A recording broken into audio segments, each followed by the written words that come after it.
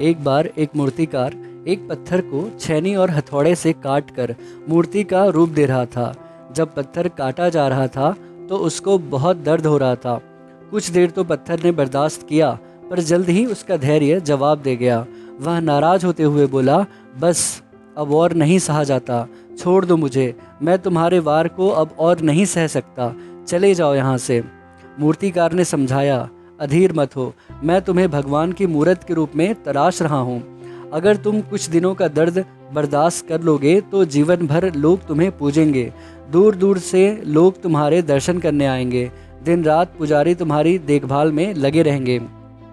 और ऐसा कहकर उसने अपने औजार उठाए ही थे कि पत्थर क्रोधित होते हुए बोला, मुझे मेरी ज़िंदगी खुद जीने दो, मैं जानता हूँ मेरे लिए क्या अच्छा है क्या बुरा, मैं आराम से यहाँ पड़ा हूँ, चले जाओ, मैं अब जरा सी भी तकलीफ़ नहीं सह सकता।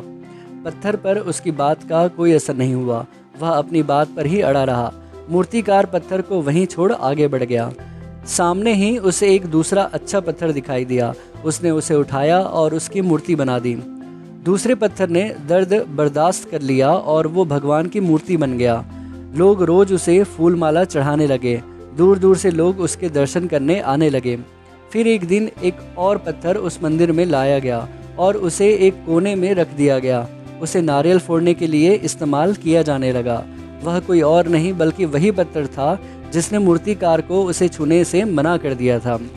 अब वह मन ही मन पछताता रहता था कि काश उसने उसी वक्त दर्द सह लिया होता तो आज समाज में उसकी भी पूछ होती, सम्मान होता, कुछ दिनों की वह पीड़ा इस जीवन भर के कष्ट से बचा लेती।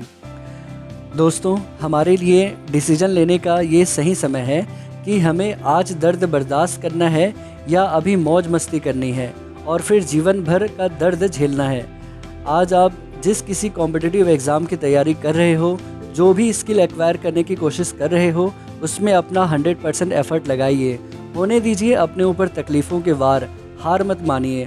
उस दूसरे पत्थर की तरह अभी सह लीजिए और अपने लक्ष्य को प्राप्त करिए, ताकि पहले पत्थर की तरह आपको जीवन भर कष्ट ना सहना पड़े।